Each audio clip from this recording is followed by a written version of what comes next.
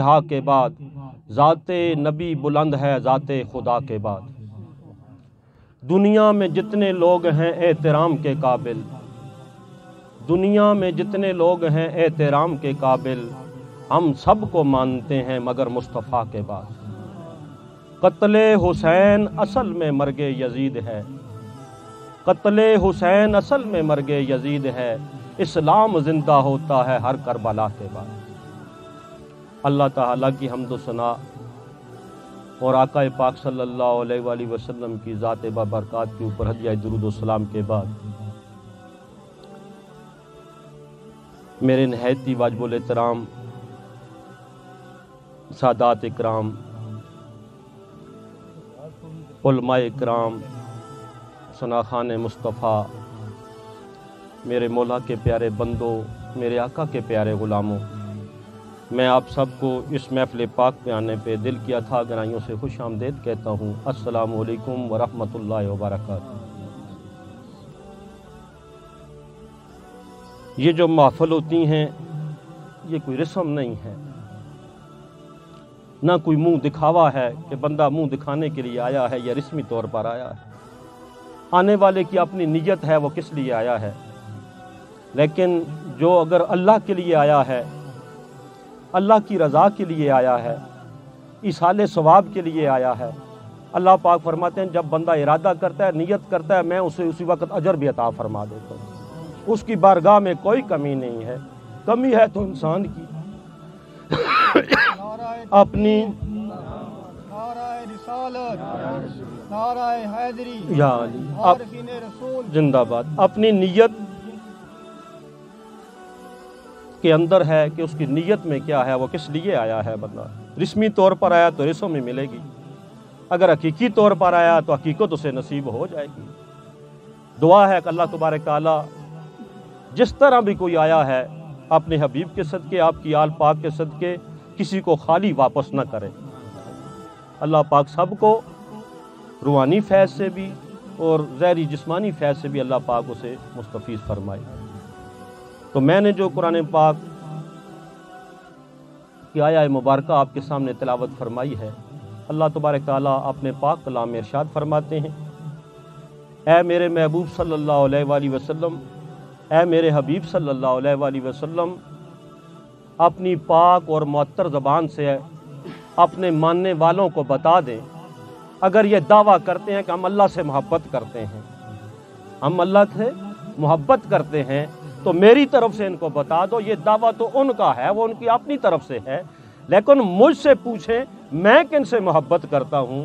اللہ تبارک تعالیٰ آگے جواب دیتے ہیں، اگر تم دیکھنا یہ چاہتے ہو کہ اللہ کن سے محبت کرتا ہے تو میں ان سے محبت کرتا ہوں جو فتبعونی، آپ کی اتباع کرتے ہیں، آپ کی اتباع کرتے ہیں، میں ان سے محبت کرتا ہوں۔ جزاک اللہ، بڑی مہربانی۔ ٹھیک ہے، بس ابھی آپ سے گزارش اتنی ہے کہ آپ سارے حضرات صرف محبت سے، عقیدت سے، دل کے کانوں سے یہ ٹوٹے پھوٹے الفاظ سماعت فرمائیں۔ ضرورت نہیں الحمدللہ میرے لیے دعا کر دینا، اگر سمجھ آ جائے تو اس کے اوپر عمل کر لینا، آپ کا بھی اور میرا بھی ادھر آنا کا مقصد پورا ہو جائے گا، اللہ کی بارگاہ میں بھی ہمیں کامیابی مل جائے گی۔ الحمدللہ آپ کی دعاؤں سے اللہ پاک نے بہت اچھا دیا، وقت بہت اچھا گزر رہا ہے، اللہ تبارک تعالیٰ سب کے حال کے اوپر کرم فرمائے۔ اب پیسوں کے لیے میں الحمدللہ نہیں آیا ہوں، یہ آپ کی عقیدت محبت، جس نے نیت کر لیا، ارادہ کر لیا، اللہ پاک نے قبول کر لیا اس کا، ہاں مقصد نہیں ہے، لیکن آپ سے اتنی گزارش ہے محبت سے بیٹھیں اور سنیں، بس میرا دعا پورا ہو جائے گا۔ تو میں عرض کر رہا تھا، اللہ تبارک تعالیٰ فرماتے ہیں میں ان سے محبت کرتا ہوں جو میرے حبیب آپ کی اتباع کرتے ہیں، فتبعونی، جو آپ کی اتباع کرتے ہیں، یحببکم اللہ، اللہ پاک فرماتے ہیں میں اللہ ہو کر، اتنی شانوں کا مالک ہو کر، ان اللہ علی کل شیء قدیر ہو کر اس بندے کو اپنا محبوب بنا لیتا ہوں جو آپ کی اتباع کر لیتا ہے۔ ایمان ہے محبت کا نام، جسے محبت کامل نصیب ہو جاتی ہے، آقا پاک صلی اللہ علیہ وسلم کی ذات کے ساتھ اسے ایمان کامل نصیب ہو جاتا ہے، اور اتباع کے ساتھ پھر کیا ہوتا ہے، اسے اپنی منزل نصیب ہو جاتی ہے۔ جب اتباع نصیب ہوتی ہے، اسے اتباع کر لیتا ہے، وہ اپنی منزل مقصود تک پہنچ جاتا ہے، اور سب کا سب اللہ پاک فرماتے ہیں لقد کان لکم فی رسول اللہ اسوۃ حسنہ، سب کچھ جو کچھ بھی ہے وہ آپ کے سامنے میرے محبوب کی زندگی کے اندر موجود ہے۔ ماں کی گود سے لے کر قبر تک सारी ज़िंदगी आपने गुजारी है, आपने बताया है। अगर आप उस तरह करोगे, आपके उस असना को अपना लोगे, अपनी ज़िंदगी को सांचे में ढाल लोगे, तो फिर का आपका हर कदम, हर सांस, हर अमल जो है मेरे नज़दीक इबादत हो जाएगा। वैसे मैं इबादत नहीं, वो इबादत नहीं समझूंगा जो मेरे हबीब से हट कर होगा। जिस तरह मैंने अपने हबीब को आपके लिए नमूना बना कर भेजा है। दुरूद पाक पढ़े, मैं आगे बात करता हूँ।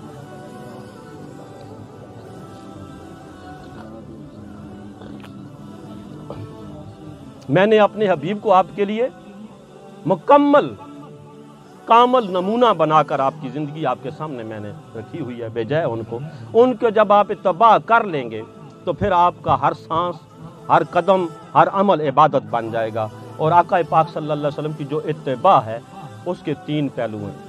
आपने अल्हम्दुलिल्लाह सारे हज़रात पढ़े लिखे बैठे हुए, समझदार बैठे हुए, समझते हैं, जानते हैं। लेकिन मैं उसको समझदार नहीं समझता हूँ जो जानता भी है, समझता भी है, लेकिन अमल से, किरदार से साबित नहीं करता है। ईमान का अमल ही उस वक्त होता है जब ज़बान से इंसान इकरार करे, दिल से तस्दीक करे, अमल से साबित करे। अमल से जब तक अमल और किरदार उसका आका पाक सल्लल्लाहु अलैहि वसल्लम के साथ नहीं मिलता है, इसका मतलब है उसका कोई सुनने का फ़ायदा नहीं, कोई पढ़ने का फ़ायदा नहीं, कोई तकरीरें करने का फ़ायदा नहीं। क्योंकि अगर उसके ऊपर तो फिर ज़्यादा वबाल बन जाएगा कि वो जानता भी, एक तो जानता ही नहीं है ना, वो हो सकता है उसको छूट मिल जाए, वो बख्शा जाए, माफ़ हो जाए, लेकिन जो जानता है, समझता है, फिर भी अमल से साबित नहीं करता है, इसका मतलब है उसने माना नहीं है। ज़िंदगी अमल से बनती है, जन्नत भी जहन्नम भी, ये खाकी अपनी फितरत में ना नूरी है ना नारी है। जब तक हमारा किरदार हमारे पाकों के साथ नहीं मिलता है, जब तक हमारा अमल जिनको हम मानते हैं उनके साथ नहीं मिलता, हम झूठे हैं, हम झूठे हैं जी। अगर गौर करें, अगर हमारी ज़बान पे झूठ है, हमारी आंखों में बेहयाई है, हमारा रिज़्क हराम है, फाशी अयाशी हमारे पास है, फिर हमने पाकों को नहीं माना है, फिर पाकों को नहीं माना है, किसी पलीत को माना है, किसी उसको माना है जो रहनुमाई का हक नहीं रखता है। ज़बान से हमारा अगर दावा है, जिस हस्ती का भी दावा है, लेकिन अगर उसके अमल के साथ, उसके उसवा के साथ, उसकी ज़िंदगी के साथ, उसके गम को हमने नहीं अपनाया है, इसका मतलब है हमने कुछ भी नहीं पाया, कुछ भी नहीं पाया, झूठ है सारा। फिर बंदा ऐसे ज़िंदगी गुजार के चले जाएंगे जब साबित नहीं करेंगे। देखो ना, जब इमाम पाक और यजीद का जब आमना सामना होता है, आपने क्या फरमाया? आपने फरमाया हुसैन जैसा शख्स यजीद जैसे शख्स की बैत नहीं कर सकता है। क्यों नहीं कर सकता है? वजह क्या है? क्यों नहीं आपने बैत की? किस वजह से बैत नहीं की? इसलिए बैत नहीं की कि यजीद का अमल और किरदार जो था वो इस्लाम के मुताबिक नहीं था। अगर मेरा अमल और किरदार भी आज हुसैनी ना हो तो मैं हुसैनी नहीं हो सकता हूँ। अगर शराब मैं पीऊँ, आंखों में मेरी हया ना हो, आराम मैं खाऊं, रिश्तों का तकद्दस मेरे पास ना हो, जुल्म हर किस्म का मैं कर रहा हूं, तो फिर मैं यजीदी नहीं हूं, फिर मैं हुसैनी नहीं हूं, मैं फिर कौन हूं? फिर मैं यजीदी हो सकता हूं। कल जब उनके सामने हम आएंगे, देखो शेर का पुत्र शेर ही होता है, मैंने पहले भी हो सकता है इधर आया हूं, शेर का पुत्र शेर ही होता है, गीदड़ नहीं बनता है, लूमड़ नहीं बनता है। इसलिए उसको जानवरों के जो है बादशाही मिली है, शेर को सारे जानवरों की बादशाही किसके हवाले की गई है? शेर के हवाले। किसी शेर का बेटा आज दिन तक गीदड़, सारे सादात इकराम बैठे हुए ना, महसूस नहीं कर रहे हैं। मैं भी अल्हम्दुलिल्लाह आपका अदना सा भाई हूँ, आपका खातम बनकर आया हूँ। सैयद की जो पहचान है ना जी, उसकी जो खुशबू है उसके किरदार से मिलती है, उसके किरदार से मिलती है। तो अल्हम्दुलिल्लाह सैयद जिधर भी हो उसकी खुशबू महसूस होती है कि ये सैयद है। छुपा हुआ, गोदड़ी के अंदर भी लाल छुपा हुआ हो ना, उसकी पहचान हो जाती है, उसकी पहचान हो जाती है। उसकी पहचान क्या है? तो मेरे भाइयों, इमाम पाक ने यजीद की बैत किस लिए नहीं की?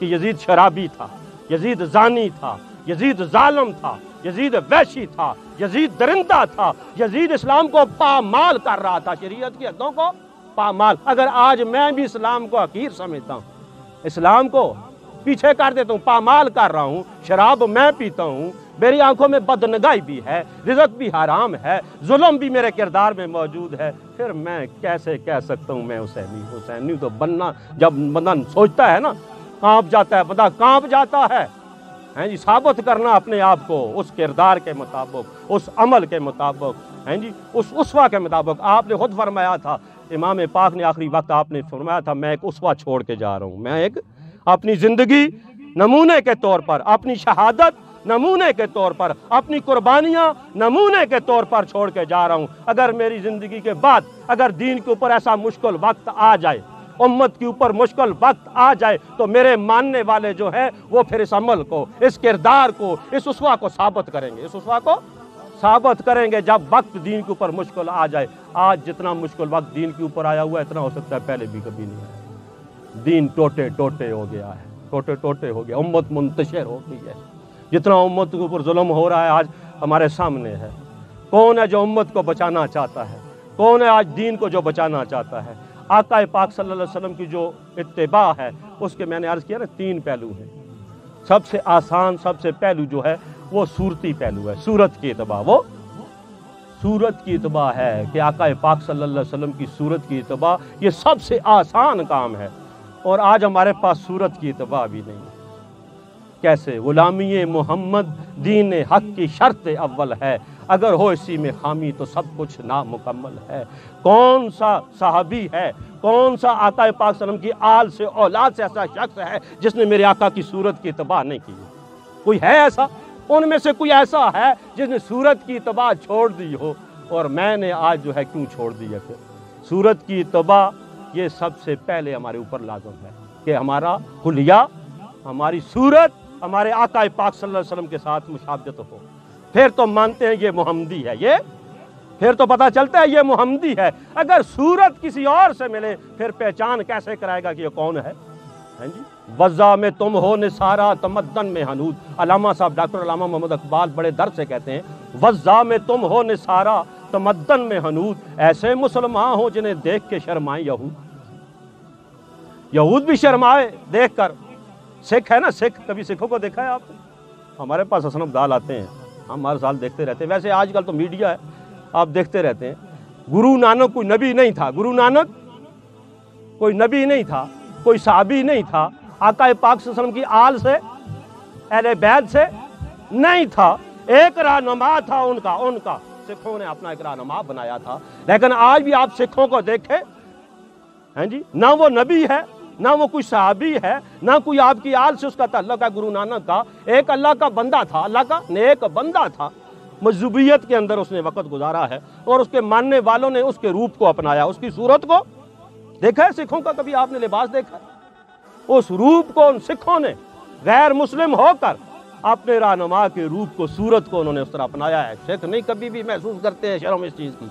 मैंने कहा, आपने देखा है वो पकड़ उन्होंने सर पे ऊपर जो बांधा होता है, क्यों बांधा होता है? उसके नीचे क्या होता है जानते हैं ना आप? हैं जी, क्यों बांधा होता है उन्होंने? बाल सारी जिंदगी वो नहीं कटाते हैं, वो नहीं कटाते, सारे बाल पहले नीचे बांधते हैं, ऊपर उसके ऊपर फिर पगड़ा बांधते हैं अपना बहुत बड़ा। लेकिन किसके लिए? अपने रहनुमा की नकल करते हैं, अपने रहनुमा की सूरत को अपना रहे होते हैं और सारी जिंदगी उसको शर्म महसूस नहीं होती है। पाकिस्तान में आए, अमेरिका चला जाए, इंग्लैंड में चला जाए, हैं जी, उधर भी वो सिख उसी तरह आपको नजर आएंगे, सिख उसी तरह आपको नजर आ जाएंगे। लेकिन आपके और मेरे आका की जो इत्तिबा है, अल्लाह पाक ने हमारे ऊपर फर्ज कर दिया, फर्ज कर दी है, वाजिब कर दी है। अगर हम उसको छोड़ देंगे फिर हम कैसे किसके गुलाम हैं? ये इत्तिबा जो अल्लाह ने हुक्म दिया है, अल्लाह पाक ने लक़द काना लकुम फी रसूलिल्लाहि उस्वतुन हसना, ये कुरान कह रहा है हमसे। कुरान से बड़ा कोई हमारे लिए रहनुमा नहीं है, कुरान से बड़ा रहनुमा कोई नहीं है। कुरान अगर बता रहा है कि अल्लाह पाक फरमा रहे हैं मेरे महबूब की ज़िंदगी तुम्हारे लिए बेहतरीन नमूना है। आज कोई बदल सकता है, ये ठीक नहीं है, वो ठीक नहीं, कह सकते हैं, हम फतवे दे सकते हैं, हैं जी, कह सकते हैं, लेकिन कुरान के ऊपर कोई फतवा नहीं लगा सकता है। कुरान उसी तरह है जिस तरह 1400 साल पहले आपके और मेरे आका के सीना अतर पे उतरा था, उसी तरह मौजूद है आज, उसी तरह हक सच इसके अंदर मौजूद है। इसके अंदर कोई मिलावट नहीं है, हैं जी, कोई दो रंगी नहीं है। ये हक और सच बयान कर रहा है आज भी इसी तरीके से। ये कुरान मैं आपके सामने जो बयान कर रहा हूँ, ये अल्लाह पाक का हुक्म है। तो पहला जो इत्तिबा है वो कौन सी है? सूरत की इत्तिबा। सूरत की इत्तिबा हमारे ऊपर फ़र्ज है, लेकिन मर्जी अपनी है। फिर भी किसी ने किसको माना हुआ, आइडियल बनाया हुआ है, कोई किसको मानता है, कोई किसको मानता है। लेकिन जो फ़र्ज इत्तिबा जो अल्लाह पाक ने फ़र्ज की है हमारे ऊपर, अपने हबीब की है, उसके बाद बाकी सारी है। दुनिया में जितने लोग हैं एहतराम के काबिल, मैंने इसीलिए अर्ज़ किया था ना, हम सबको मानते हैं मगर मुस्तफ़ा के बाद। सबसे पहले जो अल्लाह पाक ने इत्तिबा हमारे ऊपर फ़र्ज की है, अपने हबीब हमारे लिए भेजे हैं, अपने रसूल भेजे हैं, जिनकी ज़िंदगी हमारे लिए नमूना बनाई। हाँ, اس شخص کی ضرور ہے جو آقا پاک صلی اللہ علیہ وسلم کی اتباع کے اندر جیتا رہا ہے اور مرا ہے تو آپ کی اتباع میں مرا ہے. ہاں اس کی زندگی ہمارے لیے نمونہ ہے جو آقا کا حقیقی غلام ہے, جو آقا پاک صلی اللہ علیہ وسلم کا حقیقی غلام ہے. آپ دیکھیں, اگر زندگیاں دیکھیں, صحابہ کرام کی زندگیاں دیکھیں, اہل بیت اطہار کی زندگیاں دیکھیں, جو میرے آقا کا حقیقی غلام ہے وہ صورت سے بھی میرے آقا کا غلام ہے, سیرت سے بھی میرے آقا کا غلام ہے, اس کا ارمان, اس کا مشن, اس کا غم بھی میرے آقا کا ہے. تو میرے آقا کا سب سے پہلا جو پہلو ہے سیرت اتباع کا وہ صورت ہے. غور کر لیں, اگر یہ صورت جو آقا پاک صلی اللہ علیہ وسلم کے ساتھ میں ممبر پہ بیٹھ کر کہتا ہوں جس نے صورت میرے آقا کی طرح بنا لی ہے, باقی کچھ ہوا ہے یا نہیں اس سے ہو سکا ہے, لیکن کوشش اس نے کی ہے کہ میری صورت میرے آقا کی طرح بن جائے. اگر وہ دوزخ میں چلا گیا, میرے اس غلام کے اوپر, میرے آقا کے غلام کے اوپر قبر کا بھی عذاب حرام ہے, حشر کا بھی حرام ہے, اور دوزخ کا عذاب بھی حرام ہے اس کے اوپر, کیونکہ اس نے صورت اپنے نبی کی طرح بنا لی. اس نے صورت, اللہ کو اگر راضی کرنا ہے, اللہ پاک فرماتے ہیں مجھے اگر صورت پسند ہے, اس کائنات میں اگر کوئی صورت پسند ہے وہ میرے حبیب کی صورت ہے. اس طرح بنا لو, میں تجھے بھی محبوب بنا لوں گا, تجھے بھی پسند کر لوں گا. اگر تو چاہتا ہے میں اللہ کا پسندیدہ بندہ بن جاؤں, میں نے تجھے بتا دیا ہے. اگر بننا چاہتا ہے تو جو روپ میرے حبیب کو میں نے اپنے حبیب کو عطا فرمایا اس طرح ہو جا, اس طرح ہو جا. پھر دوسری اتباع جو اس سے بڑی ہے, اگلی اتباع ہے وہ سیرت کی اتباع ہے. سیرت, صورت تو ہے, چلو ٹھیک ہے, یہ آسان ہے, داڑھی مبارک, کپڑے, لباس, ظاہری طور پر جو ہے یہ پگڑی مبارک ہو گئی, یہ ظاہری طور پر عمل ہو گیا, انسان کا کردار ہو گیا, یہ سارا جو ہے یہ صورت ہے. سیرت کیا ہے؟ جس طرح میرے آقا کی پاکی جو اللہ پاک نے عطا کی تھی, آپ نے اپنے غلاموں کو عطا فرمائی تھی, وہ پاکی کی ضرورت ہے. اگر صورت وضو سے میں نے پاک کر لی, غسل سے پاک کر لی, لیکن اگر میرے دل کے اندر, میرے دماغ کے اندر, میرے ضمیر کے اندر, میری سیرت کے اندر پلیتی اگر موجود ہے, میرے خون کے اندر اگر پلیتی موجود ہے, میں نے آپ کی سیرت کو نہیں اپنایا. میں نے آپ کی سیرت کو, جسم کس سے پاک ہوتا ہے؟ پانی سے, وضو سے, غسل سے, لیکن سیرت کس سے پاک ہوتی ہے؟ سیرت, دل ہمارا پانی سے نہیں پاک ہوتا ہے. یہ کس سے پاک ہوتا ہے؟ یہ پانی سے نہیں پاک ہوتا ہے. دل کس سے پاک ہوتا ہے؟ اگر دل کے اندر پلیتی بھی ہے, شہوات بھی ہیں, لذات بھی ہیں, دنیا کی محبت بھی ہے, نفرت بھی ہے, دشمنی بھی ہے, کدورت بھی ہے, اچھا آرام بھی ہے, پلیتی بھی ہے ساری, یہ کیسے نکلے گی؟ یہ پانی تو نہیں نکال سکتا اس کو. جسم کو تو ہم پاک کر سکتے ہیں. اگر صرف پاکی ملتی, یہ شیطان ہم سے بہتر جانتا ہے مسئلے مثال ہیں جی, یہ شیطان پاک ہو جاتا, لیکن کیوں نہیں ہو سکا؟ وضو یہ نہیں کر سکتا ہے, غسل سے نہیں پتہ ہے طریقہ کرنے کا, غسل بھی کر سکتا ہے, وضو بھی کر سکتا ہے, لیکن ایک دفعہ نہیں کروڑ مرتبہ غسل کر لے, 1000 مرتبہ وضو کر لے, لیکن وہ پاک نہیں ہو سکتا ہے. کیوں نہیں پاک ہو سکتا ہے؟ کس وجہ سے؟ اس کے اندر شر موجود ہے, اس کے اندر تکبر موجود ہے. شیطان کی جو سب سے پہلی صفت ہے وہ شر ہے. دوسری اس نے سب سے پہلے جو اظہار کیا ہے وہ تکبر کا کیا ہے اس نے قرآن پاک میں, وہ متکبر ہو گیا ہے. اگر آج وہی شر میرے اندر بھی موجود ہے, وہی تکبر میرے اندر بھی موجود ہے, میں ایک دفعہ نہیں کروڑ مرتبہ وضو کر لوں, غسل کر لوں, لیکن میں پھر بھی پاک, حقیقی طور پر پاک نہیں ہو سکتا ہوں. ظاہری طور پر, عارضی طور پر جسم کو پاکی نصیب ہو سکتی ہے. یہ چھوٹا بچہ معصوم جو ہوتا ہے نا, معصوم چھوٹا بچہ, اس کو ہم کہتے ہیں یہ پاک ہے. پاخانہ اس کے ساتھ لگا ہوا ہو, پیشاب نکلا ہوا ہو, لیکن پھر بھی کہتے ہیں یہ پاک ہے. کیوں پاک ہے؟ اگر پاکی پانی سے ملتی, پانی تو اس نے ابھی استعمال ہی نہیں کیا ہے, غسل نہیں کیا ہے, وضو نہیں کیا ہے, لیکن وہ پھر بھی پاک ہے, وہ معصوم ہے. کس وجہ سے معصوم ہے, کس وجہ سے پاک ہے؟ اس وجہ سے کہ اس کے اندر شر نہیں ہے, اس کے اندر تکبر نہیں ہے, اس کے اندر حسد نہیں ہے, اس کے اندر دشمنی نہیں ہے, اس کے اندر کیا ہے, کدورت نہیں ہے, اس کے اندر جو شہوات نہیں ہے, لذات نہیں ہے, گندگی پلیتی نہیں ہے, اس لیے وہ پاک ہے. اس لیے وہ پاک ہے. اور اللہ کے جو کامل بندے ہوتے ہیں وہ بھی پاک اسی لیے ہوتے ہیں, وہ معصوم اسی لیے ہوتے ہیں, ان کے اندر یہ گندگی. میں مانتا ہوں معصوموں کو, پاکوں کو, لیکن اندر میرے ساری پلیتی موجود ہے, غصہ میرے اندر موجود, حرام رزق. بات آ گئی. میں ایک دن اپنے بزرگوں کے پاس بیٹھا ہوا تھا, بڑی خاص بات ہے. آپ مجھ سے پوچھتے ہیں مطلوب شاہ بچہ, ہم لوگ کا دار و مدار تو نیت پہ ہے. ہم لوگ کا دار و مدار, ہاں بھائی سنتے رہتے ہیں کچھ میری گفتگو, جنہوں نے سنی ہے یہ بات ہو سکے سنی ہو, جنہوں نے نہیں سنی ہے ان کے لیے. آپ مجھ سے پوچھتے ہیں مطلوب شاہ بچہ, عملوں کا دار و مدار تو نیت پہ ہے, نیت کا دار و مدار کس پہ ہے؟ میں ابھی خاموش ہو گیا کیونکہ ہم نے بھی اس سے آگے پڑھا تھا، عملوں کا دار و مدار انما الاعمال بالنیات سے آگے پڑھا تھا۔ علماء کرام بیٹھے ہوئے ہیں، ان کو پتہ ہے قرآن پاک کے بعد سب سے بڑا مقام جو جس کتاب کو ملا ہے وہ صحیح بخاری شریف کو ملا ہوا ہے۔ صحیح بخاری شریف کی جو پہلی جو حدیث پاک ہے وہ اسی سے شروع ہوتی ہے، انما الاعمال بالنیات سے شروع ہوتی ہے۔ ساری حدیثوں کا نچوڑ سمجھو ادھر سے شروع ہوتا ہے، یہ پہلی حدیث پاک ہے۔ اگر اس کے اوپر عمل نہیں ہے سمجھو پورے اسلام کے اوپر اس کا عمل نہیں ہے۔ تو آقا پاک صلی اللہ علیہ وسلم فرماتے ہیں انما الاعمال بالنیات، عملوں کا دار و مدار کس پہ ہے؟ نیت پہ ہے۔ مجھ سے آپ پوچھتے ہیں بچہ نیت کا دار و مدار کس پہ ہے؟ میں 3-4 سلسلوں میں بیعت بھی تھا، بچپن سے علماء کا، فقراء کا، نیک لوگوں کے قدموں میں بیٹھتا رہتا تھا۔ یہ محبت مجھے اللہ نے بچپن سے دی ہے، پیدا ہوا ہوں، ادب میرے اندر ہے یہ الحمدللہ۔ کوئی بھی پتہ چل جائے یہ اللہ والا ہے، اللہ کا بندہ ہے، میرے دل میں اس کا ادب اور محبت خود بہت پیدا ہو جاتی ہے۔ لیکن میں ادھر بیٹھتا بھی رہا، لیکن اس کا جواب میں نہیں دے سکا۔ میں نے عرض کی حضور اللہ رسول بہتر جانتا ہے یا ان کے وارثین بہتر جانتے ہیں؟ اللہ رسول بہتر جانتا ہے یا ان کے جو وارث ہوتے ہیں وہ جانتے ہیں اس چیز کو۔ یہ علم اگر کتابوں میں نہ ہو لیکن وارثوں کے پاس ضرور ہوتا ہے۔ وارثوں کے پاس تقریروں میں اگر ہمیں نہ ملے، کتابوں میں نہ ملے، لیکن وارثوں کے سینے میں یہ علم ضرور ہوتا ہے۔ اگر آپ سمجھتے ہیں الحمدللہ جو وارث ہوتے ہیں ان کے پاس وہ علم بھی ہوتا ہے جو ہمیں کتابوں میں، تقریروں میں نہیں ملتا ہے۔ آپ نے فرمایا سنو بچہ میں بتاتا ہوں نیت کا دار و مدار کس پہ ہے۔ میں تقریر کے لیے نہیں آیا ہوں الحمدللہ، آپ تقریر بھی نہ سمجھنا، ہاں جی یہ تقریر نہیں ہے جو میں آپ کے سامنے کر رہا ہوں۔ ہاں اللہ کرے کہ تیرے دل میں اتر جائے میری بات۔ تقریروں کی کمی نہیں، آپ نیٹ کھولیں، موبائل کھولیں، ہر قسم کی تقریر آپ کے جیب میں پڑی ہوئی ہے۔ ادھر آنے کا کیا ضرورت ہے یا میرے آنے کا کیا ضرورت ہے؟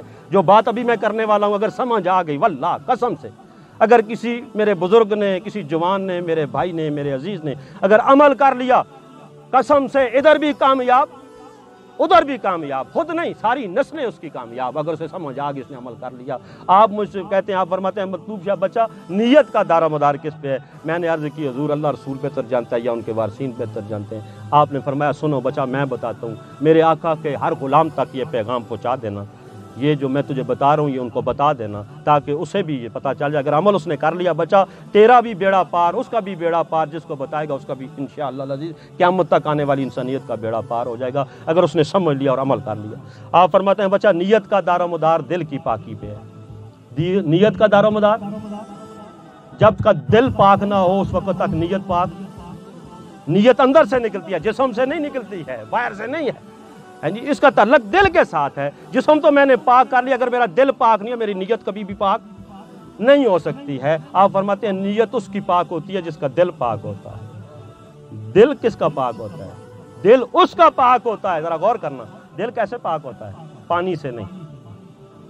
اچھا کچھ لوگ کہتے ہیں ذکر کرنے سے دل پاک ہو جاتا ہے، عبادت کرنے سے، وظیفے کرنے سے، لیکن میں ایک بات کرنا چاہتا ہوں، ذکر بھی بعد میں ہے، عبادت بھی بعد میں ہے، وظیفے بھی بعد میں ہے۔ اس سے پہلے ایک چیز ہمارے اوپر فرض ہے جو ہم نے چھوڑ دی، وہ کیا ہے؟ آپ فرماتے ہیں بچہ دل کی پاکی کا دار و مدار خون کی پاکی پہ ہے، خون کی۔ ذرا غور کرنا، ہو سکتا ہے آپ نے یہ بات آج پہلی دفعہ سنی ہے۔ دل کی پاکی کا دار و مدار کس پہ ہے؟ خون کی پاکی پہ۔ خون پاک نہ ہو تو دل پاک نہیں ہوتا ہے، اور خون کا پاک ہوتا ہے، خون اس وقت پاک ہوتا ہے آپ فرماتے ہیں جب اس کا رزق پاک ہوتا ہے۔ رزق کس کا پاک ہوتا ہے؟ جس کی تربیت پاک ہوتی ہے، جس کی ہاں ماں اگر پاک ہو، باپ پاک ہو، تربیت ان کی پاک ہو تو بیٹے حسن و حسین پیدا ہوتے ہیں۔ جانتے ہو آپ بیٹے کیسے پیدا ہوتے ہیں؟ ماں بھی پاک، باپ بھی پاک، تربیت بھی پاک، پھر ایسی پاکی ملی سارا زمانہ ان کے پاس آتا تھا، پاکی ان کو نصیب ہو جاتی تھی۔ پلیت آتے تھے انہیں پاکی نصیب ہوتی تھی، کیونکہ ان کی تربیت پاک تھی۔ ماں بھی پاک، باپ بھی پاک، تربیت بھی پاک، رزق بھی پاک۔ ذرا غور کرنا پاک بنتے کیسے ہیں، پاک کیسے بنے وہ ہیں جی؟ تو پھر تربیت کن کی پاک ہوتی ہے؟ تربیت کن کی پاک ہوتی ہے؟ جن کی نسبت پاک ہوتی ہے، ان سب کی نسبت آپ کے اور میرے آقا رسول اللہ سے تھی۔ اس لیے اس نسبت کے صدقے میں یہ سارے مقام، یہ سارے مرتبے، یہ ساری پاکیاں ملی تو میرے آقا کے صدقے میں ملی۔ جس کو بھی ملی کدھر سے ملی؟ اس نسبت کے صدقے میں۔ جنوں مل جاوے نسبت پاکاں دی، جنوں مل جاوے نسبت پاکاں دی، قسم خدا دی او جنتی ہے، پاویں کتا ہوئے بیٹھا کوئی غار دے بوہے تے۔ کتا بھی اگر ہو اسے نسبت پاکوں کی مل جائے وہ بھی جنتی ہو جاتا ہے، کیونکہ جس کو نسبت پاکوں کی ملتی ہے، غور کرنا، جس کی نسبت پاک ہو اس کی تربیت پاک ہوتی ہے، جس کی تربیت پاک ہو اس کا رزق پاک ہوتا ہے، جس کا رزق پاک ہو اس کا خون پاک ہوتا ہے، جس کا خون پاک ہو اس کا دل پاک ہوتا ہے، جس کا دل پاک ہو اس کی نیت پاک ہوتی ہے، جس کی نیت پاک ہو اس کا عمل پاک ہوتا ہے اور اللہ کی بارگاہ میں مقبول ہوتا ہے۔ نعرہ تکبیر، نعرہ رسالت، نعرہ رسالت، وارثین رسول۔ تو نیت کا تعلق سیرت کے ساتھ ہے، صورت کے ساتھ۔ میاں صاحب کو آپ جانتے ہیں نا، میاں محمد بخش صاحب کا کلام سنتے رہتے ہیں، آپ فرماتے ہیں باروں باری پونجن چھڑ دے، باروں باری، ہاں وضو کرتے رہتے ہیں، بڑا پونجتے ہیں، اپنے آپ کو صاف کرتے رہتے ہیں، آپ فرماتے ہیں باروں باری پونجن چھڑ دے تے سٹ اندر دا کوڑا، سٹ اندر دا کوڑا، جے او دل بر نہیں ہو راضی تے پن چھڑ کچ دا چوڑا۔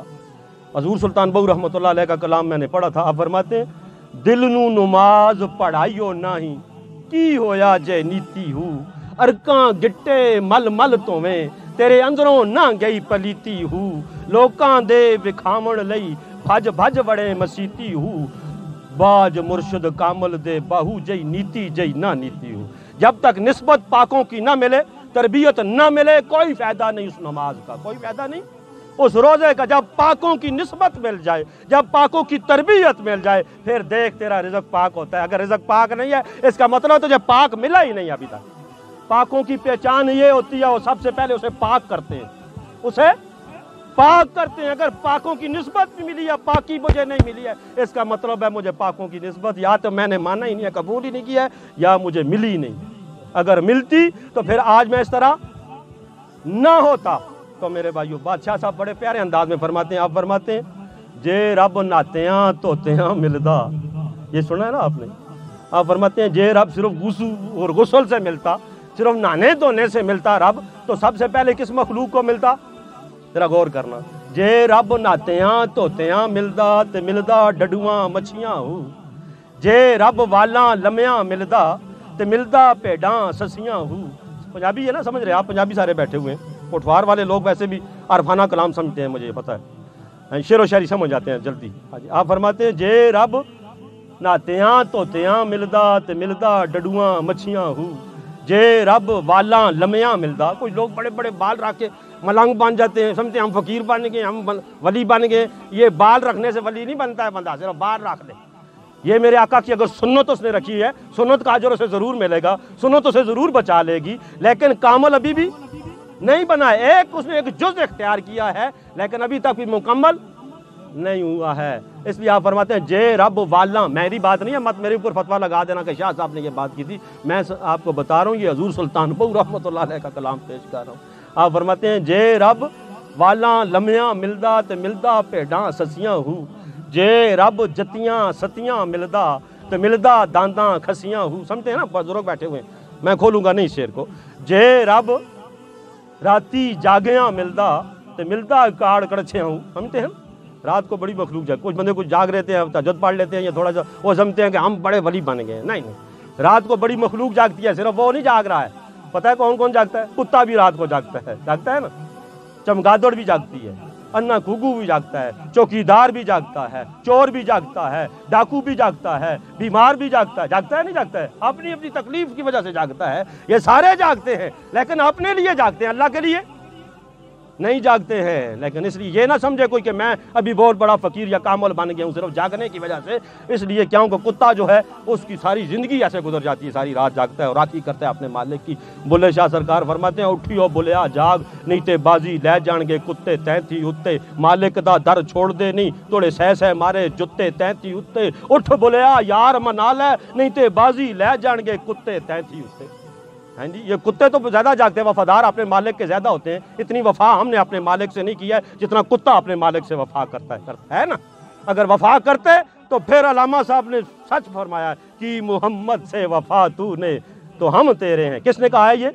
یہ جو میں نے آیت مبارک پڑھی ہے اس کا ترجمہ علامہ صاحب اپنی زبان میں پیش کر رہے ہیں کہ محمد سے وفا تو نے تو ہم، کون اللہ پاک کہہ رہا ہے، اللہ پاک فرماتے ہیں میں بھی تیرا ہو جاؤں گا میرے حبیب سے جب تو وفا کرے گا، کہ محمد سے وفا تو نے تو ہم تیرے ہیں، یہ جہاں چیز ہے کیا لوح قلم تیرے ہیں، لوح بھی تیرا، قلم بھی تیرا ہو جائے گا جب تو میرے حبیب سے وفا کر لے گا، ان کی اتباع کر لے گا، ان کی حقیقی غلامی کا حق ادا کر دے گا، تو سیرت کی اتباع جب مل جاتی ہے۔ اس لیے بادشاہ صاحب آخری مصرے میں فرماتے ہیں، میں نے جو شعر پڑھا ہے نا پتہ نہیں بھول گئے آپ، سمجھ آئیے نہیں، پھر میں دوبارہ پڑھتا ہوں۔ جے رب ناتیاں توتیاں ملدا تے ملدا ڈڈواں مچھیاں ہو، جے رب راتی جاگیاں ملدا تے ملدا کاڑ گڑچیاں ہو، جے رب والاں لمیاں ملدا تے ملدا پیڑاں سسیاں ہو، جے رب جتیاں ستیاں ملدا تے ملدا دانداں کھسیاں ہو، رب انہاں نو ملدا باہو نیتاں جنہاں دیاں اچھیاں ہو، نیتاں جنہاں دیاں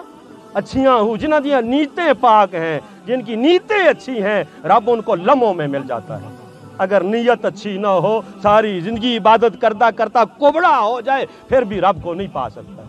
رب دا کھوج کسے نہ پایا، بولے شاہ سرکار کیا فرماتے؟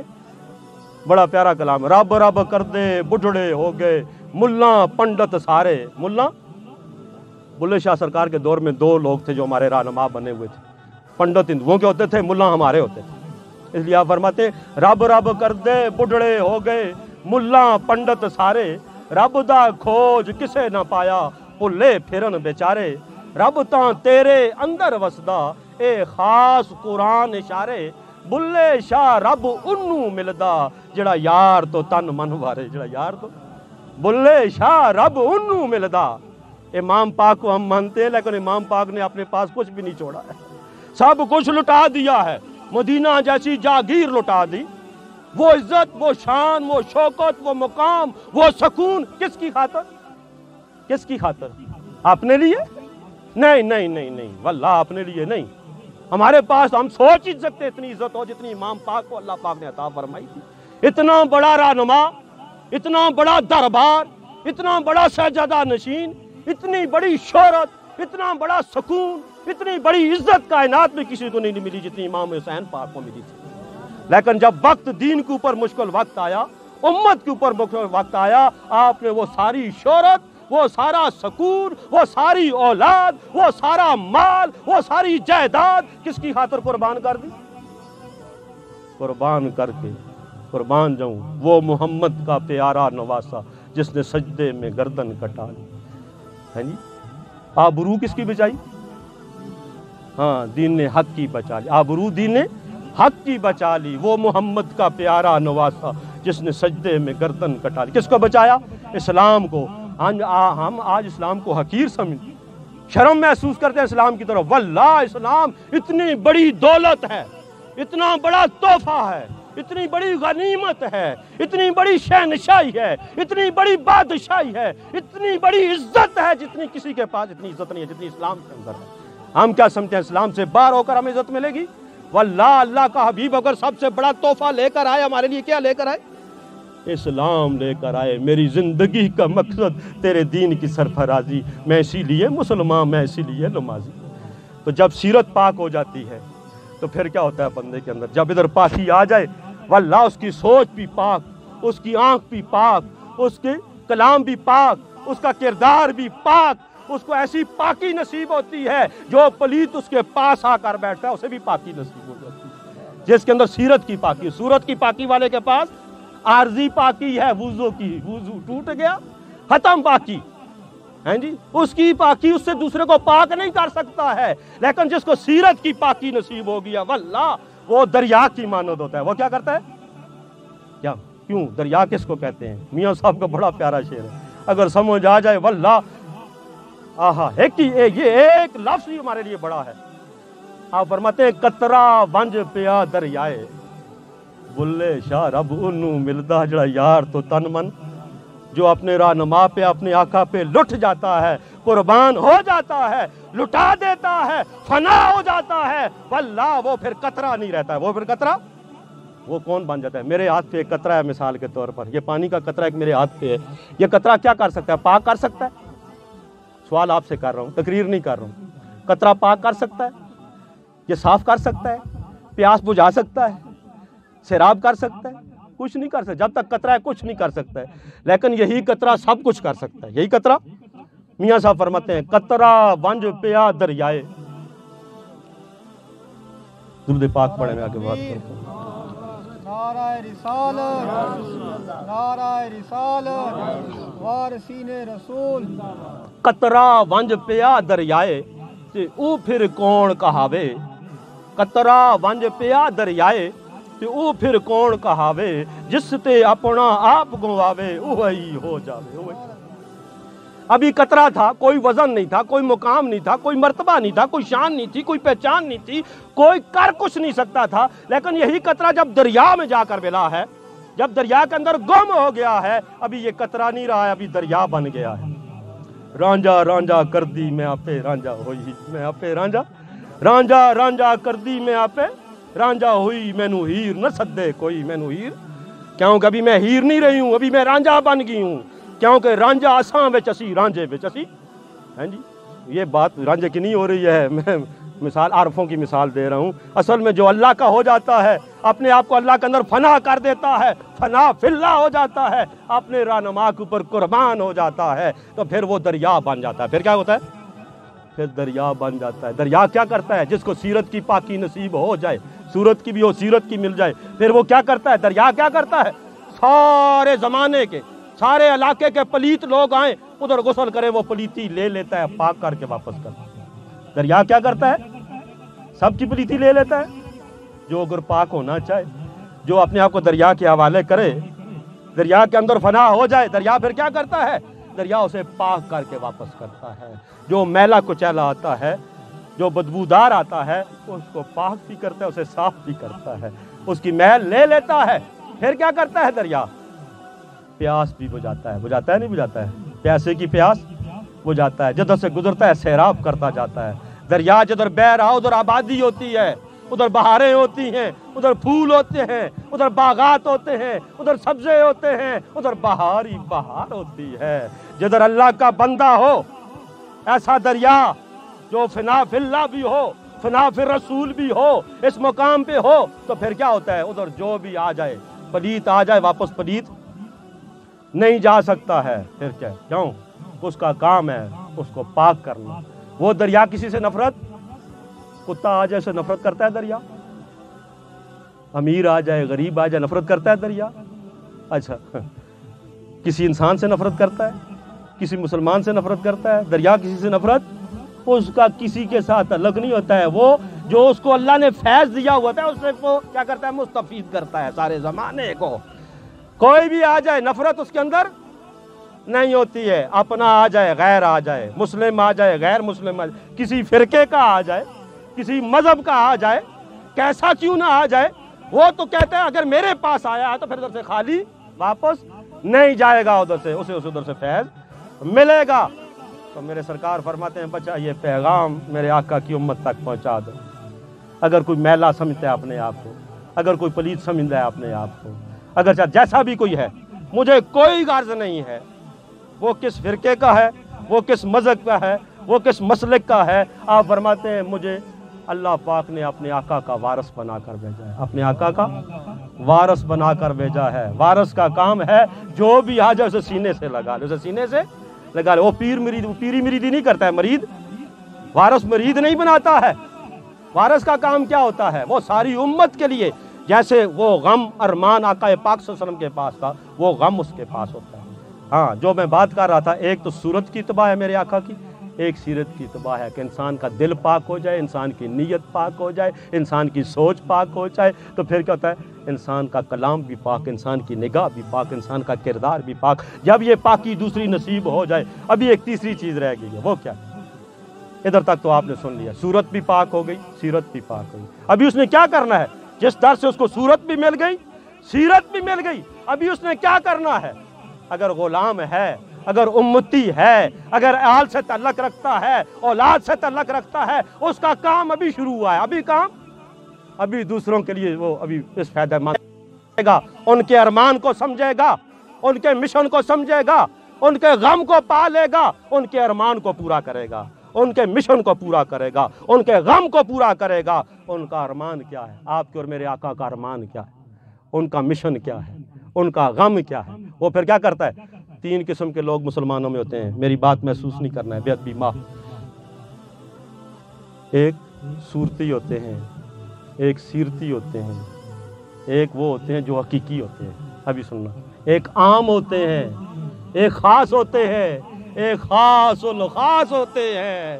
وہ کون ہوتے ہیں؟ صورت سے نہیں، ان کے عمل و کردار سے پتہ چلتا ہے۔ جو صورت سے تباہ کرتا ہے وہ عام ہے، عاموں میں داخل ہو گیا الحمدللہ۔ جو سیرت کی ساتھ اتباع کرتا ہے وہ خاص ہو گیا ہے، وہ خاصوں میں شامل ہو گیا ہے۔ اور جو میرے آقا کے ارمان اور غم اور مشن کو پورا کرتا ہے، اس کی خاطر اپنا سب کچھ لٹا دیتا ہے، قربان کر دیتا ہے، وہ خاص الخاص ہو جاتا ہے۔ ابھی میری مرضی ہے، میں عام ہوں رہنا چاہتا ہوں یا خاص بننا چاہتا ہوں یا خاص الخاص بننا چاہتا ہوں، سب کچھ موجود ہے در مصطفیٰ پہ، سب کچھ موجود ہے۔ ابھی میری مرضی ہے۔ آج تو ہم عاموں سے بھی گئے ہوئے گزرے ہیں، عام بھی نہیں بن سکے، خاص کیسے بنیں گے اور خاص الخاص کیسے بنیں گے؟ تو میرے بھائیوں، عرض کرنے کا مقصد یہ ہے، میرے آقا کا مشن کیا ہے؟ میرے آقا کا مشن اسلام ہے۔ میرے آقا کا مشن، ہاں، جن کے پاس یہ ارمان تھا، یہ مشن تھا، یہ غم تھا، جب وقت آیا تو انہوں نے اس ارمان کی خاطر، اس مشن کی خاطر، اس غم کی خاطر سب کچھ لٹا دیا۔ ارمان کو بھی بچا لیا، غم کو بھی بچا لیا، مشن کو بھی بچا لیا۔ بچا لیا نہیں بچا لیا؟ امام حسین پاک نے جب وقت آیا، ان کے سینے میں غم مصطفیٰ تھا، ان کے سینے میں غم مصطفیٰ تھا، مشن مصطفیٰ تھا، ارمان مصطفیٰ تھا۔ اس ارمان کو لے کر، اس مشن کو لے کر، اس غم کو لے کر آپ میدان میں نکل گئے۔ جب نکلے تو پھر کیا کیا؟ اس مشن کو بھی بچا لیا۔ اسلام کو بچایا نہیں بچایا؟ ہاں جی، اس غم کو بھی بچایا۔ غم کیا تھا آپ کے اور میرے آقا کا؟ اس امت کو بچانا، اس امت کو۔ غم مصطفیٰ تیرا شکریہ، تو نے جینا مرنا سکھا دیا، میں اس کرم کے کہاں تھا قابل یہ حضور کی بندہ پروری۔ اور آپ کے اور میرے آقا کا ارمان کیا ہے؟ محسوس نہیں کرنا، بھی میں کھول کے بتا رہا ہوں۔ میں سید ہوں الحمدللہ، ممبر رسول پہ بیٹھا ہوں، میرا کام ہے حق بیان کرنا۔ میرے آقا کا ارمان وحدت ہے۔ میرے آقا کا ارمان کیا تھا؟ کہ میری امت ایک ہو جائے، میری امت ایک ہو۔ آپ نے کیا بنایا؟ کوئی فوس سے تھا، کوئی خجرت سے تھا، کوئی حبش سے تھا، کوئی روم سے تھا، کوئی فارس سے تھا، سب کے سب کو اکٹھا کر کے آپ نے ایک امت بنا دیا تھا۔ بنایا نہیں تھا؟ سلیمان کدھر سے آئے؟ بلال کدھر سے آئے؟ صہیب کدھر سے آئے؟ اوس والے کدھر سے آئے؟ خزرج والے کدھر سے آئے؟ کوئی مدینہ سے آئے، کوئی مکہ سے آئے، کوئی روم سے آئے، کوئی فارس سے آئے، کوئی حبش سے آئے، جدھر سے بھی آئے، میرے آقا نے ایک قوم، ایک امت، ایک جماعت بنا دیا ان سب کو۔ وہ ایک ہو گئے۔ وہ 313 تھے لیکن کیا تھے؟ ہاں، علامہ صاحب بڑے درد سے کہتے ہیں، لیکن ہم آج ایک نہیں ہیں۔ کوئی کیا بن گیا، کوئی کیا بن گیا، کوئی کیا ہو گیا، کوئی کیا ہو گیا، امت ٹوٹے ٹوٹے ہوگی۔ ایک امت میرے آقا نے بنائی تھی، ہم نے اس کے ٹوٹے ٹوٹے کر دیے۔ امام پاک نے امت کو بچایا یا فرقے کو بچایا؟ اس وقت فرقے تھے یا امت تھی ایک؟ میرے آقا کے نواسوں نے کیا بچایا؟ امت کو بچایا ہے، اس امت کو۔ پھر امت جب ایک بنی، علامہ صاحب بڑے درد سے، علامہ ڈاکٹر محمد اقبال کیا کہتے ہیں؟ آپ فرماتے ہیں آج بھی اگر دنیا میں مسلمان ایک ہو جائیں، واللہ کامیابی ان کا حق ہے، یہ کامیابی بھی پیچھے نہیں جائیں گے، کامیابی ان کے قدموں میں آ جائے گی۔ آج اگر ہم ایک ہو جائیں، ہماری طاقت ایک ہو جائے گی، ہماری دولت ایک ہو جائے گی، ہمارا علم ایک ہو جائے گا، ہمارا سب کچھ اب ایک ہو جائے گا، کسی کی جرأت نہیں ہے وہ ہمارے درمیان داخل ہو سکے۔ کبھی افغانستان کو مارتا ہے، کبھی عراق کو مارتا ہے، کبھی شام کو مارتا ہے، کبھی کشمیر کو مارتا ہے، کبھی برما کو مارتا ہے، کبھی ایران کو مارتا ہے، جس کو مرضی ہوتی ہے وہ مارتا ہے۔ دوسرے شغل دیکھ رہے ہوتے ہیں، دوسرے تماشا دیکھ رہے ہیں۔ یہ کیسی مسلمانی؟ آپ کے اور میرے آقا نے فرمایا کہ میرا امتی تو وہ ہو سکتا ہے کانٹا اس کے پاؤں پہ چبھے، درد تجھے محسوس ہو، درد تجھے محسوس ہو، تو سمجھ لے، تو سمجھ لے کہ تو میرا درد اور میرا غم رکھتا ہے، تیرے سینے میں میرا درد ہے۔ آج ہمارے سامنے ملک تباہ ہو رہے ہیں، عزتیں تباہ ہو رہی ہیں، آج بک رہی ہیں، لٹ رہی ہیں، لیکن ہمیں کوئی پرواہ نہیں ہے۔ ہم اپنے مسلکوں، اپنے فرقوں کے پیچھے پڑے ہوئے ہیں۔ یہ بچ جائے، جب تک امت نہیں بچے گی ہم نہیں بچ سکتے۔ اور آپ کے اور میرے آقا نے کیا اعلان فرمایا تھا؟ جو مرضی ہے کوئی اور لگاتا رہے، یہ بچ جائے، یہ نہیں بچے گا، آخر بچے گا، کیا بچے گا؟ آپ کو اور میرے آقا نے بتایا تھا ایک وقت آئے گا مشرق سے مغرب شمال سے جنوب تک انشاءاللہ اسلام اسلام ہو جائے گا۔ کیا ہو جائے گا؟ کوئی فرقے مٹ جائیں گے، مسلک مٹ جائیں گے، سارے پھر کیا ہوگا؟ وہی 1400 سال پہلے والا ارمان آ جائے گا۔ پھر کیا ہوگا؟ اسلام اسلام۔ امام پاک جب آ جائیں گے، امام مہدی علیہ السلام جب آ جائیں گے، کیا ہو جائے گا؟ دنیا میں فرقے مٹ جائیں گے، سارے مسلمان ایک جھنڈے کے نیچے ایک ہو جائیں گے۔ مشرق سے مغرب شمال سے جنوب تک 1400 سال پہلے والا غم ارمان اور مشن زندہ ہو جائے گا دوبارہ۔ پھر وہ یہ اسلام کیا ہوتا ہے؟ سلامتی۔ اسلام کا کیا معنی ہے؟ جس کے اندر سلامتی ہو، جس کے اندر امن ہو۔ جدھر امن ہو، امام پاک جب آئیں گے اس وقت حقیقی امن قائم ہو جائے گا، سلامتی قائم ہو جائے گی، پتہ چل جائے گا بگہاڑ بیڑیا اور بکری ایک گھاٹ پہ پانی پئیں گے، ایک گھاٹ پہ پانی پئیں گے۔ کیسا اسلام تیرے پاس اور میرے پاس؟ کیسا اسلام ہے کوئی ہماری عزتیں محفوظ؟ آج ہماری عزتیں محفوظ ہیں؟ آج ہماری مال محفوظ ہے؟ ہماری جانیں محفوظ ہیں؟ سب سے بہترین چیز ہے انسان کے پاس کیا ہے؟ اس کی جان ہے، اس کی عزت ہے، اس کا مال ہے۔ کس کی عزت محفوظ ہے آج؟ کس کی عزت آج محفوظ؟ کس کا مال محفوظ؟ کس کی جان محفوظ؟ اگر نہیں ہے پھر مطلب اسلام نہیں ہے۔ اسلام اگر ہے اس کے اندر سب کچھ محفوظ ہے۔ سلامتی، اسلام کا معنی ہے سلامتی، امن ہی امن۔ اگر امن ہے، اگر سلامتی ہے، مبارک ہو تجھے اور مجھے حقیقی اسلام مل گیا ہے۔ اگر نہیں ہے پھر یہ سارا دھوکا ہے، یہ سارا دعویٰ ہے، یہ سب زبانی ہے، عمل اور کردار سے اگر ثابت نہیں ہے تو میرے بھائیو آج بھی وقت ہے، آج بھی آپ کو اور میرے آقا کا ارمان کیا ہے؟ میری امت ایک ہو جائے۔ جب ہم ایک ہو جائیں گے تو پھر کیا ہوگا؟ اگر 313 ہو کر مشرق سے مغرب شمال سے جنوب تک سپر طاقتوں کو، روم اور ایران کو مٹا سکتے تھے، اسلام کا جھنڈا بلند کر سکتے، 313 اگر یہ سب کچھ کر سکتے تھے، آج ہم اربوں کے حساب سے ہیں، خربوں کے حساب سے ہیں، لیکن کیا ہو رہا ہے؟ اسلام کی حالت کیا ہے؟ کیا جواب دیں گے اپنے مالک کی بارگاہ میں جب پہنچیں گے؟ اللہ تے نبی نو تو کے منہ وکھا سے اشر وچ تو کیڑا بہانہ بڑا سے، اے موقع خدا تہیں دتا ونجا نہیں، اے دنیا ہے فانی اس کرنی وفا نہیں۔ علامہ صاحب کا شعر پیش کر کے بات ختم کرتا ہوں۔ آپ فرماتے ہیں منفیت ایک ہے اس قوم کی، نقصان بھی ایک ہی سب کا نبی، دین بھی، ایمان بھی ایک، حرم پاک بھی، اللہ بھی، قرآن بھی ایک۔ کچھ بڑی بات ہوتی جو ہوتے مسلمان بھی ایک، کچھ بڑی بات ہوتی جو ہوتے مسلمان بھی ایک۔ فرقہ بندی ہے کہیں، کس نے برباد ہمیں کر دیا ہے؟ فرقہ بندی ہے کہیں اور کہیں ذاتیں ہیں، کیا زمانے میں پنپنے کی یہی باتیں ہیں۔ یوں تو سید بھی ہو، مرزا بھی ہو، افغان بھی ہو۔ محسوس نہیں کرنا ہے، میں علامہ صاحب کا شعر پیش کر رہا ہوں۔ آپ فرماتے ہیں یوں تو کوئی کہتا ہے میں سید ہوں، کوئی کہتا ہے میں خان ہوں، کوئی کہتا ہے میں ملک ہوں، میں راجہ ہوں۔ آپ فرماتے ہیں سارے اپنی جگہ پہ ہو، لیکن اللہ پاک کس کو مانتا ہے، کس کو قبول کرتا ہے؟ یوں تو سید بھی ہو، مرزا بھی ہو، افغان بھی ہو، سبھی کچھ تو ہو، یہ بھی بتاؤ کہ مسلمان بھی ہو۔ سبھی کچھ تو ہو، یہ بھی بتاؤ کہ مسلمان بھی ہو۔ تو میرے بھائیو یہ جو محفل پاک آج سجائی گئی ہے، اگر ہمیں سمجھ آ جائے، ہم عمل کر لیں، واللہ اپنے لیے بھی نجات نصیب ہو جائے گی، آنے والی نسلوں کے لیے بھی نصیب ہو جائے گی، اور جن کی محفل میں آئیں اللہ پاک ان کو بھی نصیب فرما دے گا۔ آپ کو اور میرے آقا ایک دن ایک قبر سے گزرے، میں بات ختم کر رہا ہوں، ایک قبر سے آپ گزرے، آپ کے غلام آپ کے ساتھ تھے، 2 قبروں کے درمیان سے آپ کا گزر ہوا، ایک نہیں 2 قبروں کے درمیان سے جب گزر ہوا، آپ نے کیا کیا دیکھا؟ دونوں کے اوپر عذاب ہو رہا تھا، دونوں کے اوپر عذاب ہو رہا تھا۔ آپ نے ایک سبز شاخ توڑی، اس کے 2 حصے کیے، ایک شاخ ایک قبر پہ لگا دی، دوسری شاخ دوسری قبر پہ لگا دی۔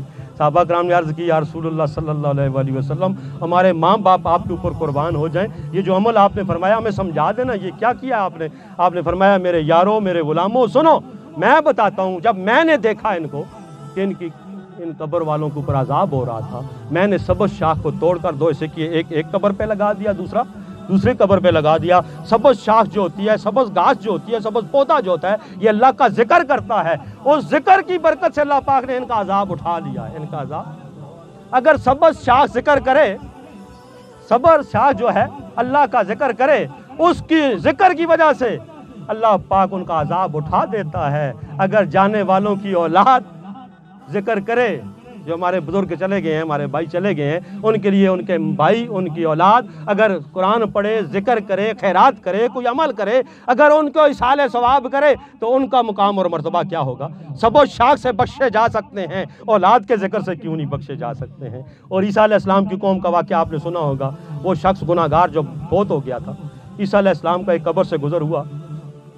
غور کی بات ہے, میں بات کر رہا چلوں. آپ کے اور میرے آقا جب قبروں سے گزرے تو عذاب ہو رہا تھا, پھر کیا کیا؟ آپ گزرے نہیں, کھڑے ہو گئے, رک کے. آپ نے کیا کیا؟ جب تک ان کا عذاب اٹھ نہیں گیا آپ آگے نہیں چلے.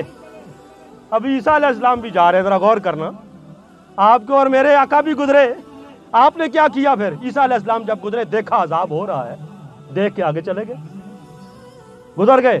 کچھ عرصے کے بعد, کچھ دیر کے بعد جب واپس آئے, وہی قبر جب گئے تھے, وہ دوزخ کے گڑھوں میں سے گڑھا بنی ہوئی تھی, اس کے اوپر عذاب ہو رہا تھا قبر والے کے اوپر. جب واپس آئے تو وہی قبر جنت کے باغوں میں سے باغ بن چکی تھی.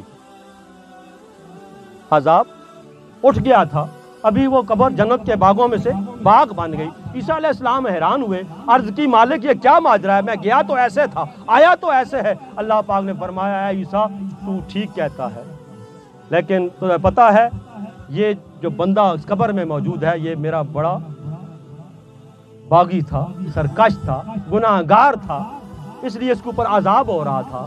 لیکن اس کو کیا کیا میں نے؟ اس کے مرنے کے بعد اس کو بیٹا دیا. اس کو گھر میں بیٹا پیدا ہوا ہے, بچہ پیدا ہوا ہے. آج وہ بچہ چلنے لگا ہے, اس کی ماں نے اس بچے کو کیا کیا ہے؟ مسجد میں یا اس وقت کے جو عبادت گاہیں ہوتی تھی ادھر لے کر گئی ہے. استاد محترم کو بتایا ہے کہ استاد جی اس کو کیا کریں, اللہ کا جو کلام ہے, اللہ کا جو دین ہے اسے آپ پڑھا دیں, یہ یتیم بچہ ہے میرا, اس کا باپ تو بڑا گناہ گار تھا لیکن میں چاہتی ہوں یہ نیک بن جائے, کسی طریقے سے اللہ کو ماننے والا بن جائے. تو اس کو آپ کیا کریں, اس کو وہ دینی تعلیم دے دے جو اللہ کا کلام جو آپ کے پاس ہے. اس دن استاد محترم نے اس بچے کو کیا پڑھایا؟ صرف بسم اللہ الرحمن الرحیم. استاد محترم نے اس بچے کو کیا پڑھایا؟ صرف بسم اللہ الرحمن الرحیم. اس بچے نے اپنے معصوم زبان سے, پاک زبان سے جب اس مالک کو رحمان اور رحیم پکارا, اللہ پاک فرماتے ہیں مجھے اس کے باپ کے اوپر رحم آ گیا کہ جس کا بیٹا مجھے زمین پہ رحمان اور رحیم پکارے, میں اس کے باپ کو قبر میں عذاب دوں. میں نے اس کے بچے کے بسم اللہ الرحمن الرحیم پڑھنے کی وجہ سے عذاب اٹھا دیا. یہ محفلیں, یہ اصحال ثواب جو ہوتا ہے یہ ایسے نہیں ہے, کوئی رسم نہیں ہے, یہ حقیقت ہے. جو اگر ایک دفعہ بسم اللہ پڑھ کے وہ اپنے باپ کو بخشوا سکتا ہے, جو ساری زندگی اپنے والدین کو اصحال ثواب کرتا رہے, ان کا مقام اور درجہ کتنا بلند ہوگا.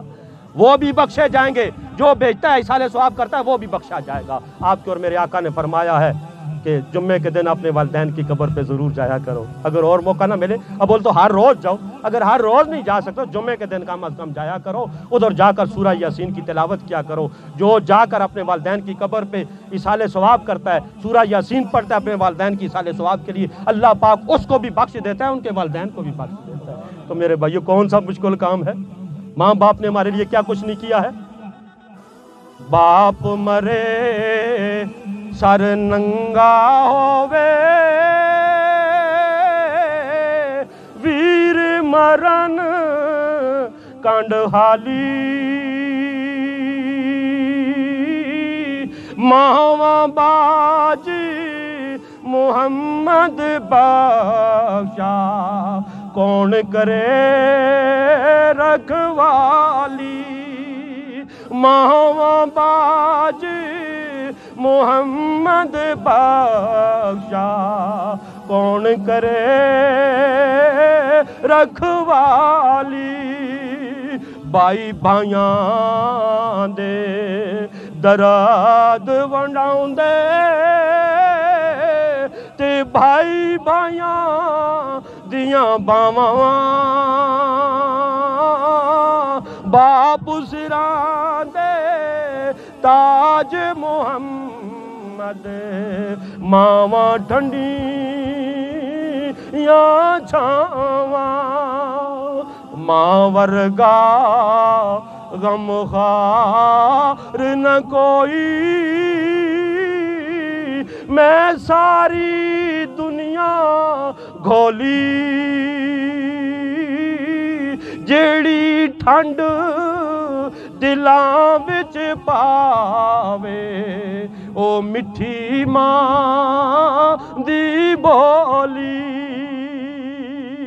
ਜਿਹੜੀ ਠੰਡ ਦਿਲਾਂ ਵਿੱਚ ਪਾਵੇ ਉਹ ਮਿੱਠੀ ਮਾਂ ਦੀ ਬੋਲੀ ਨਾ ਕਰ ਬੰਦਿਆ ਓਏ ਮੇਰੀ ਨਾ ਤੇਰੀ ਨਾ ਮੇਰੀ اے زندگی دن چار دیاڑے پھر مٹی دی ڈھیری۔ اللہ تبارک تعالیٰ سے دعا ہے اللہ تبارک تعالیٰ آپ کا اور میرا آنا بیان کرنا اپنی برگاہ عالیہ میں قبول و مقبول فرمائے اور اللہ پاک ہمیں اس کے اوپر عمل کی توفیق نصیب فرمائے۔ جزاک اللہ۔